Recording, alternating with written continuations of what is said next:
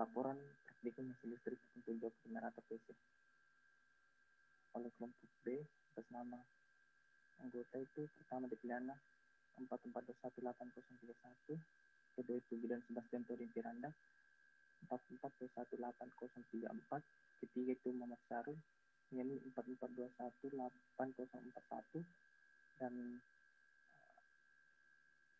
selanjutnya itu Sarudinara dan 44218047, dan terakhir itu Stephen Dester Salempa dari 44218048. Nah, saya akan mempersaksikan yang pertama itu percobaan generator DC.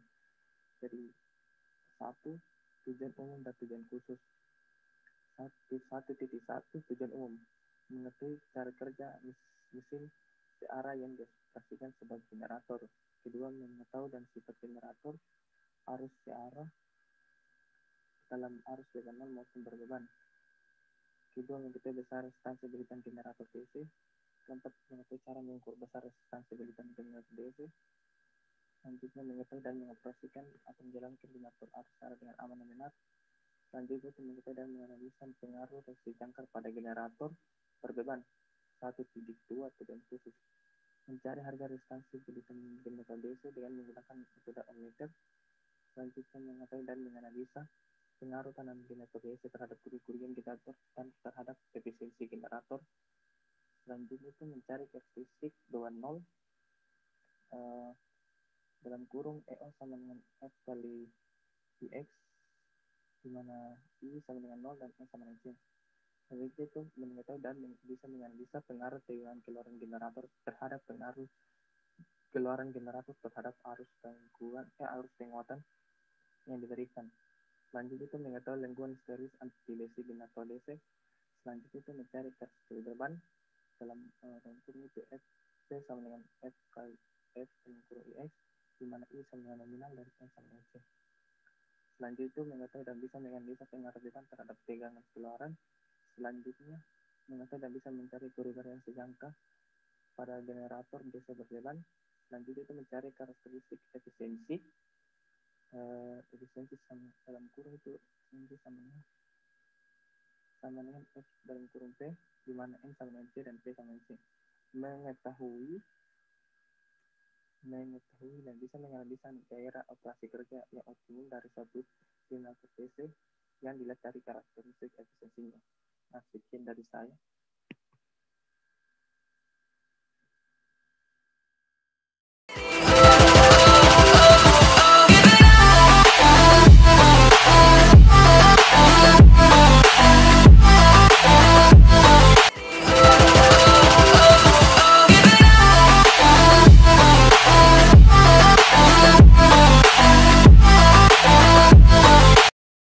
Baik, sebelum masuk mengenai pembahasan mengenai percobaan, saya akan membahas beberapa hal mengenai generator DC. Generator DC adalah suatu alat atau suatu mesin yang dapat mengkonversi energi mekanik menjadi energi listrik, di mana prinsip kerjanya yaitu bila kumparan medan yang diberikan tegangan arus searah DC, maka akan dihasilkan medan magnet pada kumparan tersebut. Kemudian kumparan tersebut akan diputar oleh penggerak atau prime mover, maka medan magnet yang terjadi akan memotong konduktor yang terdapat pada kumparan jangkar, sehingga akan terjadi ketegangan GGL yang diinduksi pada kumparan jangkar. Selanjutnya, mengenai pembahasan, saya akan membahas beberapa hal. Yang pertama, pengukuran resistansi belitan. Yang kedua, pengukuran tahanan secara tidak langsung. Yang ketiga, karakteristik beban nol. Yang keempat, karakteristik berbeban dan karakteristik luar. Yang pertama yaitu pengukuran resistansi belitan generator DC. Mesin DC bisa dioperasikan sebagai motor maupun generator. Belitan rotor terdiri dari belitan jangkar, belitan kutub bantu, dan juga belitan eksitasi. Arus beban mengalir melalui dua belitan yang pertama. Belitan ini mempunyai resistansi yang kecil, namun pengukuran tahanan belitan jangkar ini ada beberapa metode, yaitu antara lain metode ohmmeter, voltmeter, ampermeter, metode dinamis, dan statis. Namun pada percobaan ini kami menggunakan metode ohmmeter. Untuk pengukuran resistansi bulatan arus penguat dilakukan sama dengan metode pengukuran tahanan bulatan jangkar. Yang kedua, pengukuran tahanan secara tidak langsung. Yang dimaksud dengan pengukuran tahanan secara tidak langsung adalah pengukuran tahanan tanpa menggunakan ohmmeter, di mana dari hukum Ohm dapat diketahui R sama dengan V per I. Terlihat dari persamaan yang telah saya sebutkan tadi, bahwa untuk mengetahui nilai tahanan, maka diperbaikanlah tegangan yang diukur dengan arus yang terukur pada tahanan tersebut. Inilah yang disebut dengan cara tidak langsung, yaitu mengukur tegangan dan arus menentukan tahanan. Dengan demikian, cara ini juga biasa disebut metode voltmeter-ampermeter. Karena voltmeter dan ampermeter mempunyai cara sambung yang berbeda, dikenal dua macam rangkaian, yaitu rangkaian metode tahanan tinggi dan juga rangkaian metode tahanan rendah. Untuk kata tinggi dan rendahnya itu relatif. Kata tinggi bersifat relatif, yaitu tahanan yang diukur jauh lebih tinggi dari tahanan ampermeter. Kemudian untuk kata rendah hanya bersifat relatif, yaitu tahanan yang diukur jauh lebih rendah dari tahanan voltmeter. Sebagai contoh, jika diperkirakan tahanan yang akan diukur itu adalah 1000 ohm, tahanan ampermeter 1 ohm, dan tahanan voltmeter 999 kilo ohm, maka kedua cara rangkaian ini sama baiknya, karena dapat memberikan pengukuran hasil dengan presentasi kesalahan yang dapat diabaikan. Namun ketika ingin menghitung dengan perkiraan 0,1 ohm, jelas menggunakan metode tahanan rendah, karena dapat diabaikan kesalahannya. Kemudian bagaimana jika yang diukur adalah diperkirakan 1 ohm? Jelas kita menggunakan metode tahanan tinggi yang lebih cocok karena akan memberikan persentase kesalahan yang dapat diabaikan. Ini merupakan gambar rangkaian dari pengukuran metode secara tidak langsung, metode tahanan tinggi, dan metode tahanan rendah. Terminologi yang dapat dianut dalam percobaan ini adalah Rx, yaitu nilai tahanan yang akan diukur, dan Rm, yaitu nilai tahanan hasil pengukuran. Untuk rangkaian metode tahanan tinggi menggunakan persamaan di bawah ini.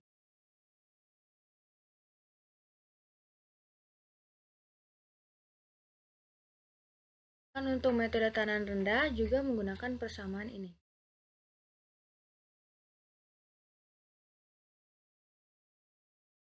Selanjutnya, karakteristik beban nol. Karakteristik beban nol adalah merupakan karakteristik kemagnetan sebuah generator DC yang menunjukkan sebuah hubungan antara fluksi yang dibangkitkan oleh kutub dan arus penguat arus eksitasi. Fluksi kutub ini identik dengan GGL yang diinduksikan mesin dan diukur melalui tegangan keluaran mesin pada saat beban 0, E0, yang mana hubungan ini ditulis dengan E0 sama dengan Fi eksitasi, I sama dengan 0, N sama dengan nominal. Di mana formula tegangan induksi yang dibangkitkan generator adalah E0 berbanding lurus atau sama dengan konstansa kali flux kali putaran. Ini adalah grafik bentuk karakteristik beban nol secara teori, di mana E0 dan IF itu berbanding lurus. Kemudian, yang ini adalah grafik yang sering dijumpai di lapangan. Untuk karakteristik beban nol, sedikit melengkung di bagian atasnya. Hal ini akan dibuktikan berdasarkan percobaan yang akan dijelaskan. Tujuan dari percobaan beban nol ini untuk mengetahui kualitas dari inti besi yang sangat mempengaruhi inti besi dan mencari daerah lengkung penjenuhan magnetisasi. Karakteristik kemagnetan ini dicari pada putaran nominal mesin. Selanjutnya akan dijelaskan mengenai karakteristik beban. Pengaruh pembebanan generator DC akan mengakibatkan adanya reaksi jangkar dan kerugian tembaga. Hal ini mengakibatkan turunnya tegangan keluaran dari generator. Untuk mengetahui pengaruh-pengaruh kerugian tegangan ini diperlukan percobaan pembebanan dengan arus keluaran yang tetap dan dengan merubah arus penguatannya dari tegangan 0 sampai tegangan nominal.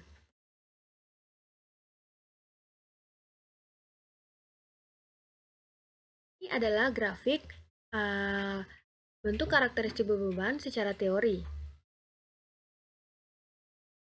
Agak ada pergeseran. Selanjutnya, ini adalah grafik yang sering dijumpai di lapangan untuk karakteristik beban.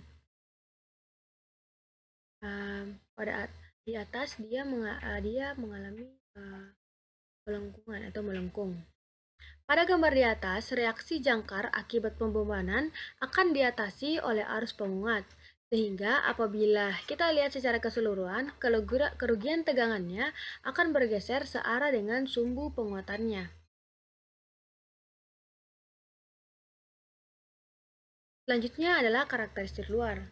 Seperti yang telah diterangkan di atas bahwa pengaruh pembebanan sangatlah berpengaruh terhadap tegangan keluaran dari generator. Tegangan keluaran akibat beban ini sangat terasa bila kita tidak mengimbangi dengan menaikkan arus penguatannya. Oleh karena itu, untuk mengetahui kualitas mesin, sangat perlu mengadakan percobaan pembebanan ini dengan menetapkan arus penguatannya. Ini adalah bentuk grafik secara teori mengenai karakteristik luar, di mana dia itu berbanding terbalik. Untuk RA2 lebih kecil dari RA1. Namun yang sering dijumpai di lapangan adalah grafiknya seperti ini. Baik, saya kira itu saja untuk mengenai penjelasan generator DC.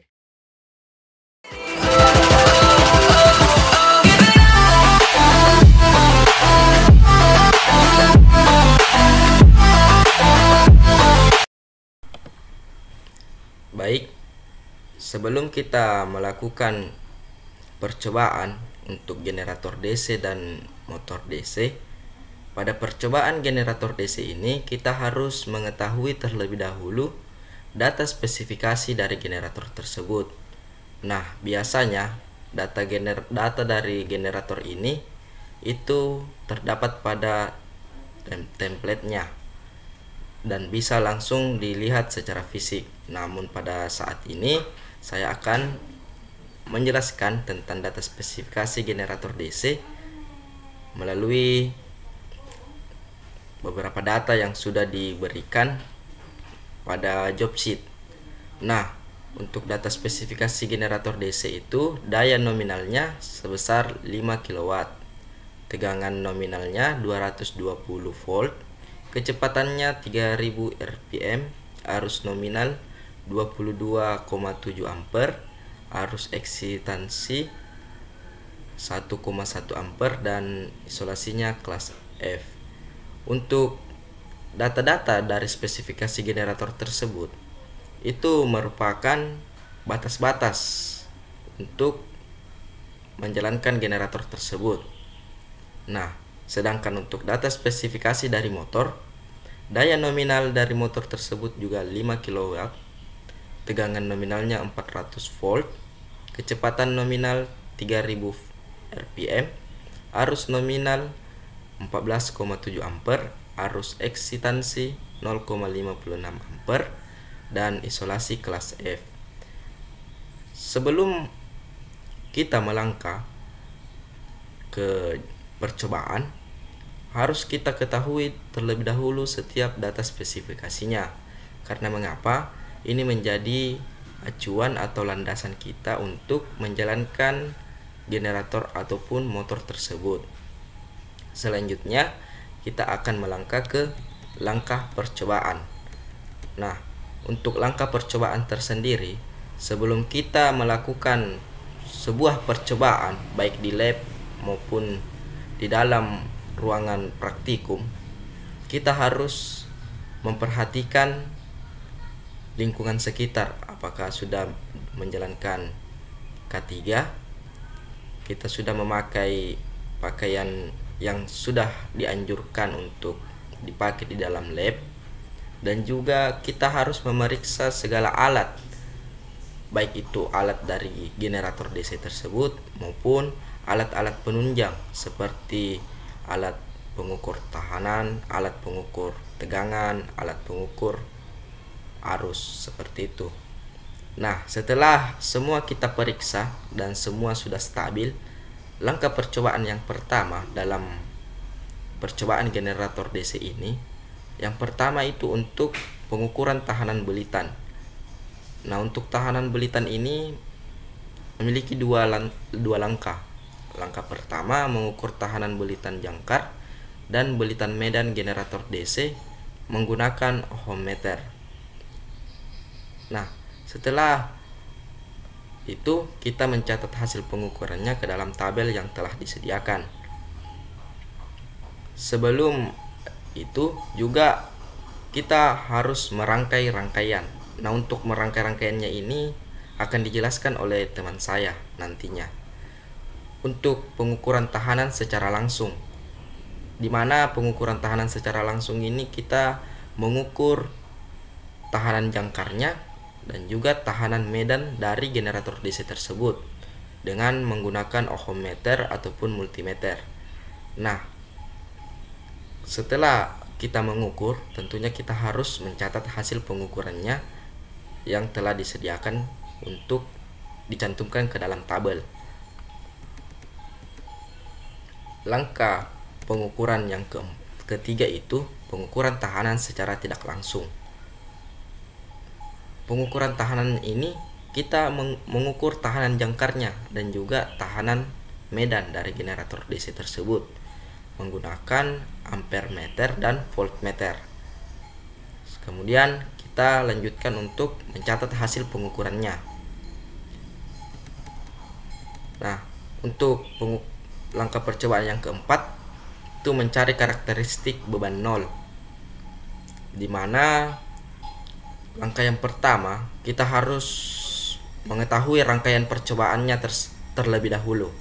Kemudian ada urutan-urutan kerja yang harus kita sesuaikan, yang harus kita jalankan per langkah atau jalankan step by step.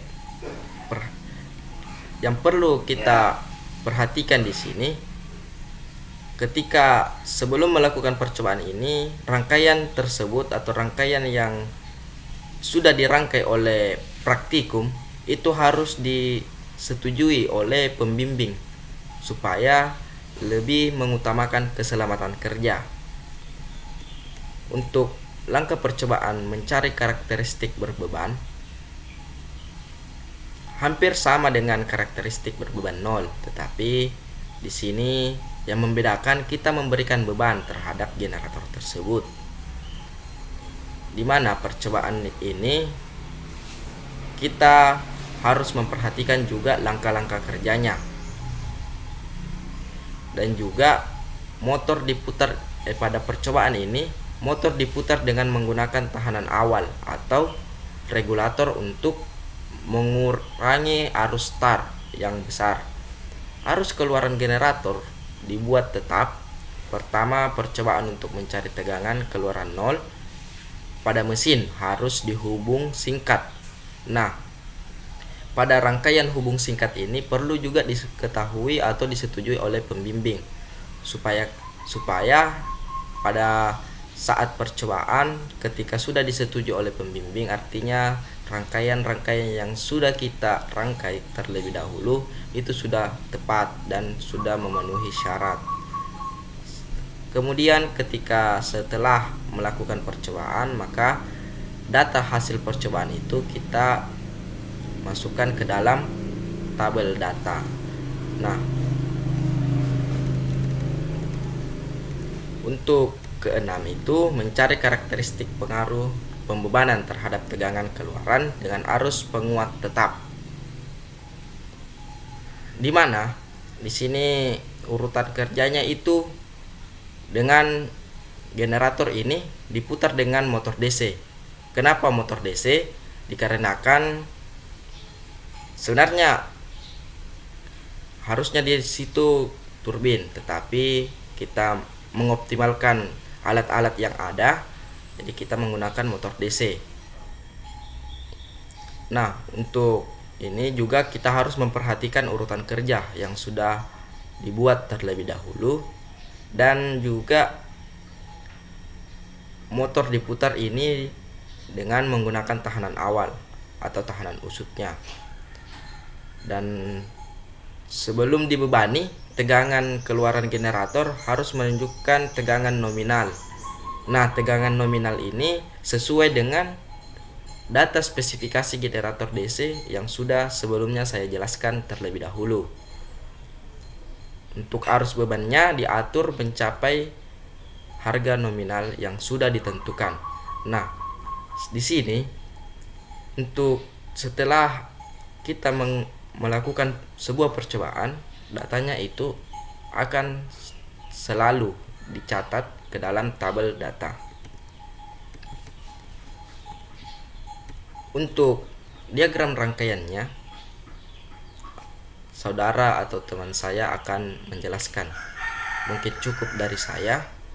Terima kasih.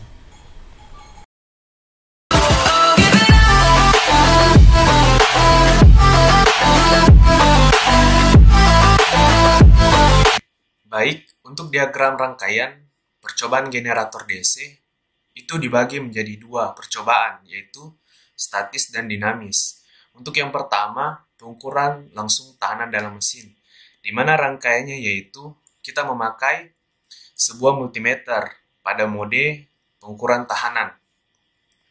Jadi, di sini kita mengukur langsung pada tahanan medan dan juga pada tahanan jangkar. Jadi kita langsung hubungkan langsung pada tahanan tersebut. Dan untuk pengukuran secara tidak langsung tahanan dalam mesin itu dibagi menjadi dua juga, yaitu tahanan jangkar dan tahanan medan, di mana dari sumber kita pasangkan ke voltmeter dan ampermeter, dan dari ampermeter output dari ampermeter kita pasangkan ke tahanan jangkar, dan itu untuk metode tahanan tinggi. Sedangkan untuk metode tahanan rendah kita membutuhkan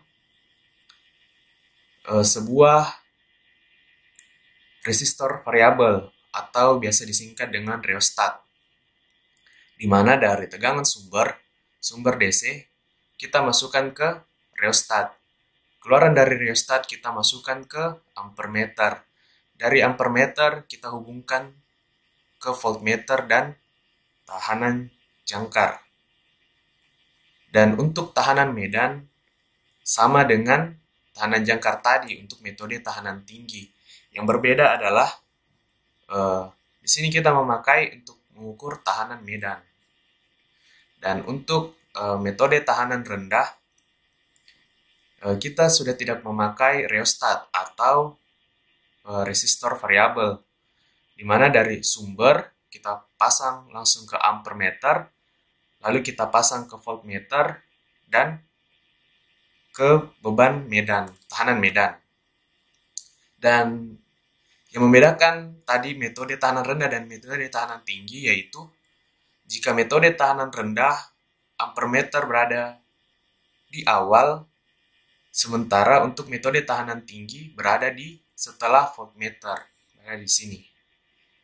Dan untuk gambar rangkaian percobaan dinamis, rangkaian percobaan secara keseluruhan baik motor DC shunt, generator DC shunt maupun generator DC penguat terpisah. Jadi yang di atas adalah generator DC penguat sendiri, dan yang di bawah adalah generator DC penguat terpisah. Di mana dikarenakan sumber adalah AC 3 fasa, jadi kita menggunakan regulator untuk mengubah besaran tegangan. Lalu dari regulator kita masukkan ke penyearah, dikarenakan motor yang kita pakai adalah motor DC. Jadi motor DC di sini sebagai penggerak dari generator untuk menghasilkan listrik. Dan untuk penguat sendiri kita membutuhkan 3 voltmeter, dan untuk ampermeternya kita butuhkan 2, dan untuk penguat terpisah kita membutuhkan 4 voltmeter dan 3 ampermeter. Baik, untuk hasil percobaan untuk tabel 1 pengukuran secara langsung, di mana di sini yang kita ukur langsung yaitu tahanan jangkar dan tahanan medan, dan langsung ditulis di dalam hasil dari percobaan tersebut langsung ditulis di dalam sebuah tabel. Dan untuk pengukuran secara tak langsung, tadi kita memakai 2 rangkaian, yaitu metode tahanan tinggi dan metode tahanan rendah. Adapun tahanan dalam ampermeter kita tuliskan di sini, dan tahanan dalam voltmeter kita tuliskan di sini. Dan untuk karakteristik beban nol, kita memakai putaran yang konstan, yaitu sebesar 3000.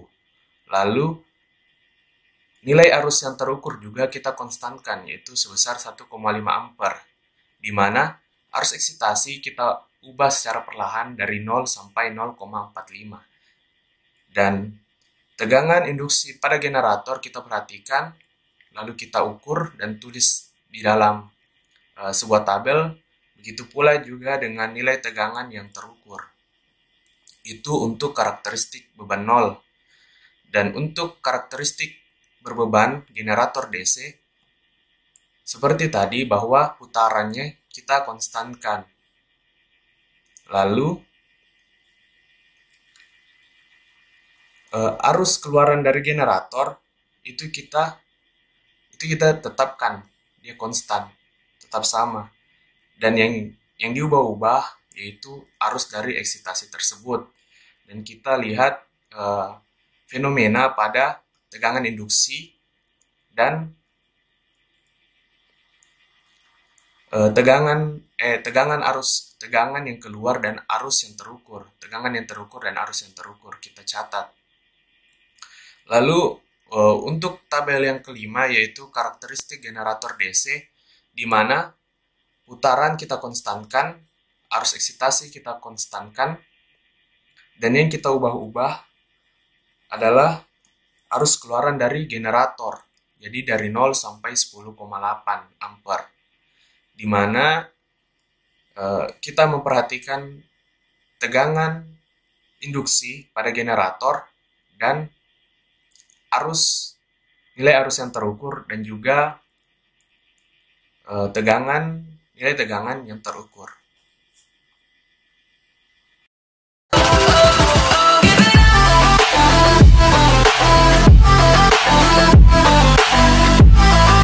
Terima kasih atas kesempatan yang diberikan.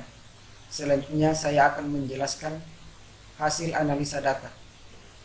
Dalam hasil analisa data ini ada beberapa hal yang akan kita bahas. Yang pertama, perhitungan tahanan secara tidak langsung. Dalam percobaan pengukuran secara tidak langsung, kita menggunakan metode tahanan tinggi. Dan pada percobaan ini, kita menggunakan beberapa persamaan, yaitu persamaan 1.4, yaitu Rm sama dengan Pm per Im sama dengan Ra ditambah Rx. Dan persamaan 1.5 yaitu Rx sama dengan Rm dikurang Ra. Dan persamaan 1.6 yaitu E sama dengan Rm dikurang E. Rx dibagi Rx dikali 100% sama dengan Ra dibagi Rx dikali 100%. Misalkan Tm adalah nilai tegangan yang terukur. Kita ambil dari tabel 2 yaitu 76 volt. Dan Im sama dengan nilai arus terukur yaitu 1 ampere. Rm adalah nilai tahanan jangkar yang terukur. Rx adalah nilai tahanan jangkar yang sebenarnya. Rfm sama dengan atau nilai tahanan medan yang terukur RF nilai tahanan medan yang sebenarnya sebesar 120 ohm. RA adalah tahanan amperemeter yaitu 0,14 ohm. RP adalah tahanan dalam voltmeter sebesar 75 kilo ohm. Selanjutnya, dari nilai-nilai tadi yang kita dapatkan, maka kita masukkan dalam rumus, yaitu Rn sama dengan Pm dibagi Im, yaitu 76 atau 76 dibagi 1 sama dengan 76 ohm. Dan untuk Rx-nya, Rx sama dengan Rn dikurang Ra, jadi 76 dikurang 0,14, jadi hasilnya 75,86 ohm. Dan untuk errornya, Rn dikurang Rx dibagi Rx sama dengan 76 dikurang 75,86 dibagi 75,86 sama dengan 0,18%. Jadi pengukuran secara tidak langsung dengan metode tahanan rendah. Dalam pengukuran ini ada beberapa persamaan yang kita gunakan,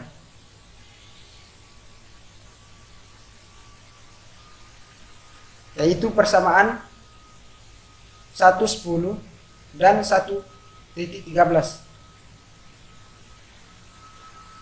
Dan untuk mencari Rm-nya, maka rumus yang dipakai yaitu Pm dibagi Im, jadi 76 dibagi 1 jadi 76 ohm.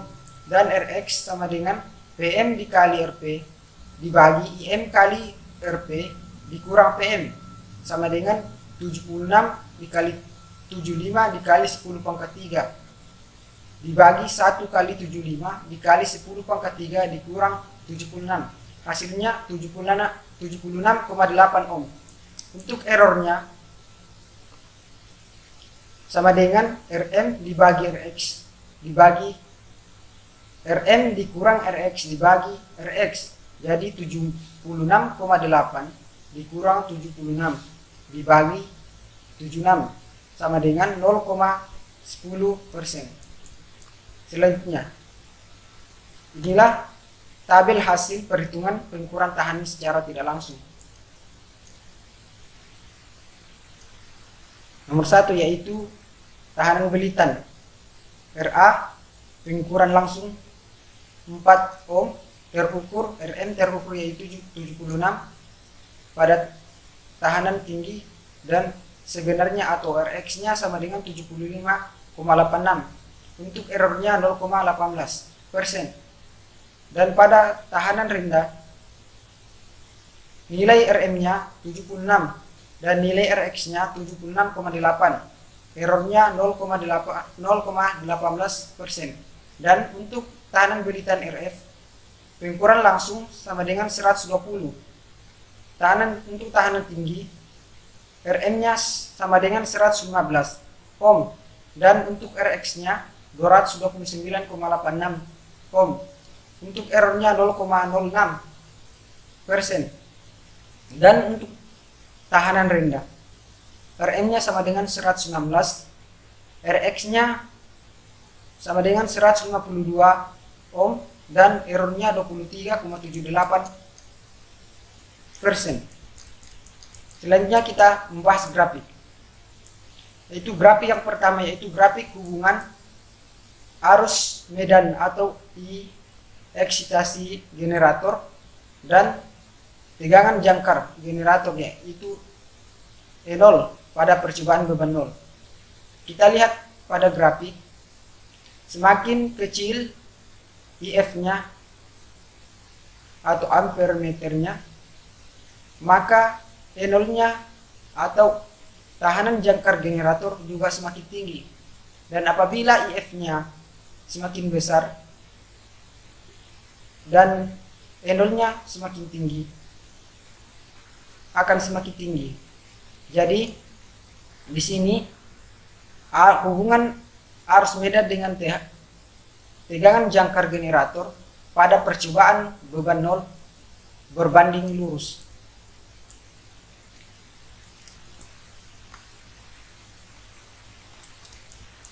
Selanjutnya, grafik untuk percobaan berbeban. Di sini kita lihat hubungan arus medan dengan tegangan jangkar generator pada percobaan berbeban. Semakin kecil nilai arus medan, maka tegangan jangkar generator akan juga semakin kecil. Akan tetapi sebaliknya, jika nilai arus medan tinggi, maka tegangan jangkar generator akan semakin tinggi. Jadi, hubungan antara arus medan dengan tegangan jangkar generator pada percobaan berbeban berbanding lurus. Selanjutnya, untuk karakteristik luar. Hubungan antara arus generator dengan tegangan jangkar. Kita lihat pada grafik,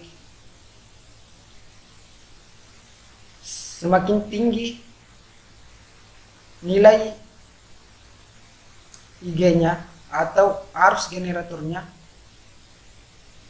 maka tegangan jangkar generator akan semakin kecil. Begitu pun sebaliknya, semakin tinggi tegangan jangkar generator, maka arus generatornya akan semakin kecil. Maka hubungan antara arus generator dengan tegangan jangkar generator pada percobaan karakteristik luar berbanding terbalik. Jadi untuk kesimpulan, dalam hal dari hasil percobaan dan analisa data yang telah dilakukan, maka dapat disimpulkan. Yang pertama, karakteristik generator DC pada percobaan beban nol didapatkan bahwa tegangan jangkar nol akan semakin naik apabila arus eksitasinya dinaikkan atau ditambahkan, dan akan turun apabila arus eksitasi diturunkan, sesuai dengan persamaan E0 sama dengan F kali I eksitasi generator. Dan yang kedua, karakteristik generator DC pada percobaan beban konstan didapatkan bahwa tegangan jangkar E0 akan semakin naik apabila eksitasinya atau I eksitasi dinaikkan atau ditambahkan, dan akan turun apabila eksitasi diturunkan. Dan pada percobaan karakteristik luar generator DC, kenaikan beban generator mempengaruhi beberapa parameter, yaitu tegangan jangkar mengalami penurunan sedangkan arus pada motor dan arus eksitasi generator mengalami peningkatan. Hal ini juga membuktikan bahwa tegangan pada generator DC berbanding terbalik dengan nilai arus pada beban pada putaran konstan. Ya, mungkin inilah dari kelompok kami, yaitu kelompok 2 dari kelas 3B TPE. Sekian dari kami. Assalamualaikum warahmatullahi wabarakatuh.